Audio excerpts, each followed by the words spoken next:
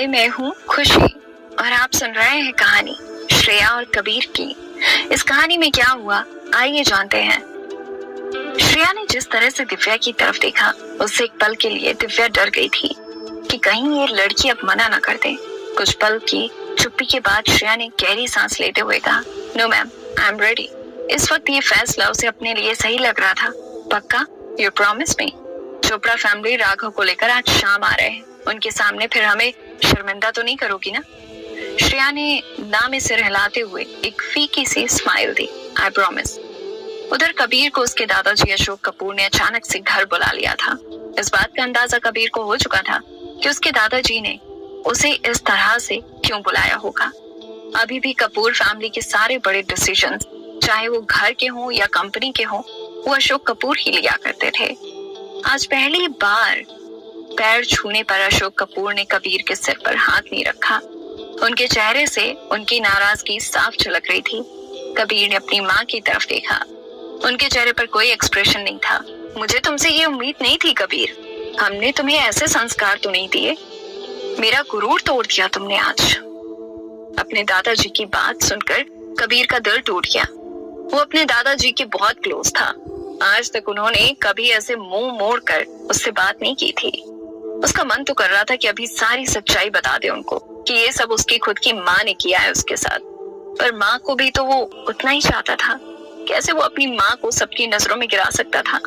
उसने धीमी आवाज में बस इतना ही बोला, sorry Dadu, it was an accident. क्या तुम्हारे सॉरी बोलने से उस लड़की की खोई हुई इज्जत उसे वापस मिल जाएगी?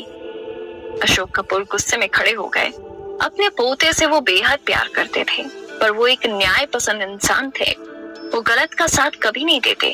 उस लड़की से शादी कर लो, अशोक कपूर ने सीरियस टोन में कहा। कबीर ने फिर से अपनी माँ की तरफ देखा। वो अभी भी वैसे ही खड़ी थी। उन्होंने झट से कहा, मैं बिल्कुल सहमत हूँ पापा जी। हमारे परिवार ने जो भी किया है उसकी जिम्मेदारी हमें जरूर लेनी चाहिए। कबीर का चेहरा फिर से गुस्से से लाल हो गया। नहीं दादू, इट वॉज एन एक्सीडेंट। हम दोनों ने जानबूझकर कुछ नहीं किया है। मैं उस लड़की से शादी नहीं कर सकता। ओह, टिपिकल कबीर कपूर और उसकी जिद। क्या तुम्हें अभी भी अपनी गलती का एहसास नहीं हो रहा है? उस लड़की ने साफ लफ्जों में तुम्हारी माँ से कहा कि तुमने उसका किडनैप किया था। ये बात अगर मीडिया तक पहुंच गई तो क्या इज्जत रह जाएगी कपूर खानदान की? गुस्से में कबीर के दादाजी खड़े हो गए। मेरी बात न सही, कम से कम अपने दादू की बात तो मान लो। वो कभी कुछ गलत फैसला नहीं लेंगे तुम्हारे लिए। मिसेस कविता ने उसके कंधे पर हाथ रखते हुए फिर से उसे मनाने की कोशिश की। उनके चेहरे पर कबीर को अभी भी कोई गिल्ट नहीं दिख रहा था। कबीर ने कभी सपने में भी नहीं सोचा था कि उसकी माँ किसी दिन कुछ ऐसा काम भी कर देगी। कबीर के मन में क्या चल रहा था, उसका अंदाजा मिसेस कविता को था। ऐसा नहीं था कि उन्हें बुरा नहीं लग रहा था या कोई गिल्ट फील नहीं हो रहा था। बेशक हो रहा था, खासकर श्रेया के लिए। पर बहुत सोच समझकर उन्होंने ये फैसला किया था। 2-3 महीने पहले श्रेया आधी रात को अपने नाजुक कंधों का सहारा लेते हुए कबीर को घर ले आई थी। नशे से बुरा हाल था कबीर का और उसके हाथ से भी बहुत खून निकल रहा था। कबीर को उस हाल में देखकर पहले तो कविता की जान ही निकल गई थी। श्रेया भी नशे में थी। ये बात उसके लड़खड़ाते हुए कदम देखकर कविता समझ गई थी। थैंक गॉड, चोट इतनी गहरी नहीं है। कबीर के हाथ के घाव को साफ करने के बाद कविता ने राहत की सांस ली। सारे हाउस हेल्पर्स और घर के बाकी लोग तब तक सो चुके थे। कविता ने किसी को उस वक्त उठाना सही नहीं समझा। आंटी जी, आपका बेटा बहुत क्यूट है। नशे में खुद को तो वो संभाल नहीं पा रहा था और मुझे बचाने आ गया। श्रेया ने बड़ी ही मासूमियत से कविता को कबीर की ड्रेसिंग करने में हेल्प करते हुए हंसते हुए कहा। लेकिन मिसेस कविता का सीरियस चेहरा देखकर दूसरे ही पल वो चुप हो गई। ये सब हुआ कैसे? कबीर के हाथ पे एंटीसेप्टिक लगाते हुए मिसेस कविता ने पूछा। इससे पहले कि श्रेया कुछ बोल पाती, कबीर ने जोर से सिसकी भरते हुए अपने दूसरे हाथ से श्रेया का हाथ पकड़ लिया और श्रेया ने भी बिना कुछ सोचे बड़े ही प्यार से कबीर के घाव पर फूंकना शुरू कर दिया। आंटी, आराम से, उससे चल रहा होगा। मुझे दीजिए, मैं आराम से लगा देती हूँ। उसके हाथ से एंटीसेप्टिक लेकर श्रेया खुद लगाने लगी। मिसेस कविता हैरानी से देखे जा रही थी क्योंकि उन्होंने कुछ और ही नोटिस कर लिया था। कबीर की बॉडी में कुछ रिएक्शन नहीं हो रहा था। उसे श्रेया की टच करने से एलर्जी नहीं हो रही थी। श्रेया नॉन स्टॉप बोले जा रही थी कि कैसे क्या हुआ था और फाइनली कैसे वो कबीर को घर ले आई। लेकिन कविता को जैसे कुछ सुनाई ही नहीं दे रहा था। वो बस शॉक्ड खड़ी थी। क्या कबीर की बीमारी ठीक हो गई? नहीं, कबीर ठीक नहीं हुआ था। ये बात उन्हें अगले ही दिन पता चल गई थी जब काव्या ने उसे छुआ था और कबीर को फिर से स्किन रैशेस हो गए थे। श्रेया वाकई में बहुत अच्छी लड़की थी। उस रात जब कविता ने थैंक यू बोलते हुए उसे एक मोटा सा नोटों का बंडल दिया था तो उसकी आंखों में कोई लालच नहीं दिखा। श्रेया ने बिना झिझकते हुए मना कर दिया, ये कहते हुए कि गोरिल्ला शूट चल रहा था। ये बात मुझे पता थी, आपके बेटे को थोड़ी ना पता थी। इस हालत में भी वो मुझे ये सोचकर बचाने आए कि मैं मुसीबत में हूँ। पैसा लेकर मैं इनकी अच्छाई को इंसल्ट नहीं करना चाहती हूँ। ऐसे लोग आजकल मिलते नहीं हैं। कविता को पूरा यकीन था कि श्रेया हमेशा कबीर को खुश रखेगी और उससे भी बड़ी बात ये थी कि श्रेया ही कबीर की बीमारी का इलाज थी। उसके टच करने से या करीब आने से कबीर को कुछ नहीं हुआ था। यहाँ पे दादा पोते का आर्ग्यूमेंट अभी भी चल रहा था। चाहे बात कोई भी हो, सच यही है कि तुम उस लड़की के साथ होटल में एक ही कमरे में रात भर थे। You have to marry her. For God sake दादू, मुझे याद भी नहीं है कि अगर हमारे बीच कल रात को कुछ हुआ भी होगा तो। I don't even know that girl. और अगर आप भूल गए हैं तो मैं ये भी बता दूं कि मेरी एक गर्लफ्रेंड भी है। कबीर गुस्से में अपने बोलने का लिहाज भूल गया था। अशोक कपूर ने कविता की तरफ देखा। पता नहीं क्यों कबीर को एक पल के लिए लगा जैसे अपनी माँ की इस साजिश में उसके दादाजी भी शामिल थे। कुछ पल के लिए वो पूरा कमरा एकदम से शांत हो गया। कुछ देर बाद गहरी सांस छोड़ते हुए मिस्टर अशोक कपूर ने कहा, कबीर कपूर, तुम्हें ये शादी हर हाल में करनी पड़ेगी। अगर तुमने ऐसा नहीं किया तो आप मुझे अपने पोते को धमकी दे रहे हैं? कबीर ने गुस्से में पूछा। हाँ, मैं तुम्हें, जो कल तक मेरा फेवरेट पोता था, उसे धमकी दे रहा हूँ। अगर तुमने एक हफ्ते के अंदर श्रेया से शादी नहीं की तो मैं अपनी सारी मेडिसिन लेना बंद कर दूंगा। सिर्फ वही नहीं, हर वो चीज करूंगा मैं जो एक हार्ट पेशेंट को नहीं करनी चाहिए। इतने सीरियस माहौल में भी कबीर को हंसी आ गई। अपने दादाजी को इतना ज्यादा ड्रामा करते हुए देखकर हंस लो, बट मैं मजाक नहीं कर रहा हूँ। मुझे पता है कि तुम लोग अब बड़े हो चुके हो। पंख निकल आए हैं तुम तीनों भाइयों के। 2 तो पहले ही हाथ से निकल चुके थे। एक आखिरी उम्मीद तुम ही से थी, पर आज तुमने भी मेरा दिल तोड़ दिया।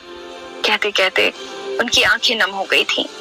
वो जाकर अपने फेवरेट कॉर्नर की फेवरेट चेयर पर बैठ गए। एक जाकर विदेश में बस क्या है, एक सुपरस्टार बन गया है। उनको लगा वो लोग आसमान में पहुंच गए। जमीन से जुड़े रहने की अब उन्हें कोई जरूरत नहीं है। अपने दादाजी का मायूस चेहरा देखकर कबीर को बहुत बुरा लग रहा था। लेकिन तुम ऐसे नहीं थे कबीर, हमेशा से ही तुम समझदार और सुलझे हुए थे। आखिर तुम भी अपने भाइयों की तरह ही बन गए। ठीक है बेटा, करो, तुम्हें जो मर्जी करनी है, पर मैं अशोक कपूर अभी इसी क्षण ये प्रण लेता हूँ कि जब तक तुम्हें शादी के लिए हाँ नहीं कहोगे, मैं अन्न का एक दाना अपने मुंह में नहीं लूंगा और ना ही एक बूंद पानी पीऊंगा। व्हाट रबिश दादू, आप ऐसा कुछ नहीं करेंगे। लेकिन कबीर को अच्छे से पता था कि उसके दादाजी कितने जिद्दी थे। यहाँ सिंघानिया हाउस में अपनी सौतेली माँ के एक्स्ट्रा लाड़ प्यार से श्रेया का दम घुट रहा था। उसका शक और भी गहरा होता जा रहा था कि पक्का कोई ना कोई बात जरूर होगी। ये औरत ऐसे बाल्टी भर भर के मक्खन लगाए जा रही थी। रिया के वार्डरोब से डिजाइनर ड्रेस लेकर उसके एक्सपेंसिव ज्वेलरीज, बाहर से मंगवाए हुए मेकअप, सब कुछ आज श्रेया पर लुटाया जा रहा था। जिनको छूना तो दूर, देखने में भी पहले पाबंदी लगाई जाती थी। दिव्या खुद श्रेया को रेडी कर रही थी। अपनी आंख को आईने में देखकर खुद श्रेया भी नहीं पहचान पा रही थी। वो इतनी कमाल की खूबसूरत जो लग रही थी। दिव्या ने मन ही मन सोचा, इसको अपनी मुट्ठी में रखने के चक्कर में मैंने कुछ ज्यादा ही खूबसूरत बना दिया। रिया से भी ज्यादा प्रिटी लग रही है अब ये। कहीं मिसेस चोपड़ा का मन ना बदल जाए और राघव की जगह कहीं राहुल के लिए इसका रिश्ता ना मांग ले। उन्हें पता है कि अगर ऐसा कुछ हुआ तो राहुल भी मना नहीं करेगा, क्योंकि बहुत बार उन्होंने राहुल को छुप छुप के श्रेया को ताकते हुए देखा था। ये ख्याल मन में आते ही जानबूझकर उन्होंने श्रेया का मेकअप थोड़ा सा एक्स्ट्रा लाउड कर दिया। श्रेया को सब समझ में आ रहा था, लेकिन उसे कुछ खास फर्क नहीं पड़ा। वैसे भी ये रिश्ता उसके लिए एक समझौता ही था। तभी उन्हें 2-3 गाड़ियों के रुकने की तेज आवाज सुनाई दी। अदिति तुरंत भागकर उन्हें ये बताने आई थी कि चोपड़ा फैमिली पहुंच गई थी। दिव्या श्रेया को ये बोलते हुए जल्दी में वहां से निकल गई कि जब तक वो ना बुलाए वो बाहर ना आए। लगभग आधे घंटे तक बैठने के बाद श्रेया से और रहा नहीं गया। वो मेहमानों के सामने नहीं जा सकती थी, लेकिन छुप छुप के उन्हें देख तो सकती थी। असल में उसे राघव को देखने की इच्छा हो रही थी। जैसे ही वो लिविंग रूम के दरवाजे के पास पहुंची, चोपड़ा परिवार की सारी बातें उसे साफ साफ सुनाई देने लगी। शायद वो राहुल की मॉम थी जो कह रही थी कि हम सब जानते हैं कि आपकी सबसे छोटी वाली बेटी आपकी नाजायज औलाद है मिस्टर सिंघानिया। हमारे राघव के लायक तो वो किसी भी एंगल से नहीं है, लेकिन हमें उसकी फोटोज बहुत पसंद आई। लड़की खूबसूरत है, इसलिए हम इस रिश्ते के लिए हाँ कर रहे हैं। और कुछ ना सही, एटलीस्ट मेरे राघव के बच्चे बहुत खूबसूरत होंगे। ये सुनकर सब हंस रहे थे। बच्चा? कैसे बेहुदा सोच वाले लोग हैं ये। श्रेया ने नाक सिकोड़ते हुए मन ही मन सोचा, क्या उसे बस एक बच्चा पैदा करने की मशीन की तरह देखा जा रहा था? तभी श्रेया की नजर एक छोटी हाइट के इंसान पर पड़ी। उसकी हाइट शायद 5 फीट से भी कम होगी। किसी छोटे बच्चे की तरह वो पेंडुलम जैसे right to left, left to right हिले जा रहा था। अपना सिर इधर से उधर घुमाकर कभी रूम कभी सीलिंग को देखे जा रहा था और बीच बीच में उंगली से नोज़ी निकालते हुए उसे बड़े ही ध्यान से देख रहा था। डिस्गस्टिंग। श्रेया हैरानी से सोच ही रही थी कि ये एबनॉर्मल सा लड़का कौन हो सकता है। तभी दिव्या ने उसे देख लिया और फेक स्माइल के साथ एक्स्ट्रा स्वीट बनते हुए उसे अपने पास बुलाया। दिव्या सबसे श्रेया को इंट्रोड्यूस करवा रही थी, लेकिन श्रेया की आंखें बस राघव को ढूंढ रही थी। मिसेस चोपड़ा ने श्रेया को अपने पास बैठने के लिए बुलाया, लेकिन श्रेया थोड़ा झिझक रही थी क्योंकि वो एबनॉर्मल लड़का उसके पास ही बैठा हुआ था। दिव्या ने मुस्कुराते हुए कहा, अरे राघव से क्या शर्माना बच्चा, जाओ बैठो, आखिर तुम्हारा होने वाला पति है। ये सुनते ही श्रेया स्टन रह गई। ये राघव है? जैसे उसके पैरों तले किसी ने जमीन खींच ली हो। श्रेया को यकीन ही नहीं हो रहा था कि सिंघानिया फैमिली के लिए वो बस एक मजाक थी। मन तो कर रहा था कि अभी सब पर जोर जोर से चिल्लाए। इस आदमी से शादी करवाने के लिए उसे इतना तैयार किया जा रहा था। क्या वो इतनी नालायक थी? श्रेया की आंखें गुस्से से लाल हो गई थी। श्रेया ने अपने पिता की तरफ देखा, लेकिन बड़े ही आराम से उन्होंने अपनी नजरें चुरा ली थी। श्रेया को कुछ समझ में नहीं आ रहा था कि वो अब क्या करे। भाग जाए यहाँ से, चिल्लाए इन बेशर्म लोगों पर, या दिव्या को कस के एक थप्पड़ लगाए, क्योंकि इस पूरे सर्कस की रिंग मास्टर तो वही थी। तभी अचानक से राघव को पागलों का दौरा पड़ा। वो जोर जोर से रोने लगा और उठ के कमरे की चीजों को इधर उधर फेंकने लगा। वहां मौजूद सभी लोग उसको संभालने के चक्कर में हैरान परेशान हो गए, लेकिन कोई उसे संभाल नहीं पा रहा था। एट लास्ट दोनों परिवारों के लोगों ने उसे हर तरफ से घेर लिया और राघव ने गुस्से में दिव्या के हाथ पर जोर से काट लिया। उसने इतनी जोर से काटा कि उसके हाथ से खून ही निकल आया। दिव्या हक्की बक्की रह गई। जितना उसने सोचा था उससे कई गुना ज्यादा पागल था ये लड़का, लेकिन शुक्र था भगवान का कि इस पागल से अब अदिति की नहीं, श्रेया की शादी होने वाली थी। और अब दिव्या ने नोटिस किया कि श्रेया आसपास कहीं नहीं थी। श्रेया कहाँ गई? दिव्या ने उधर उधर देखते हुए पूछा। वो छोटी दीदी को मैंने बाहर जाते हुए देखा था, किसी हाउस हेल्पर ने बोला। ये सुनते ही दिव्या बौखला गई।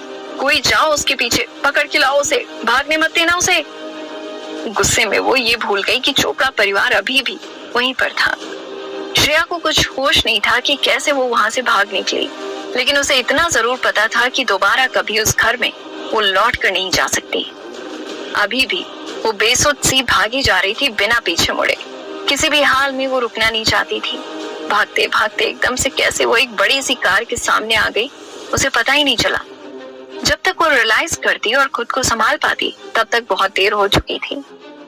श्रेया एक टेनिस बॉल की तरह हवा में उछल के जमीन पर गिर गई और उसकी आंखें ना चाहते हुए भी बंद हो गईं और उसके सिर से मानो खून की नदियां बहने लगी। ये कहानी है श्रेया और कबीर की, और इस कहानी में क्या हुआ जानने के लिए सुनिए कहानी के आने वाले एपिसोड्स।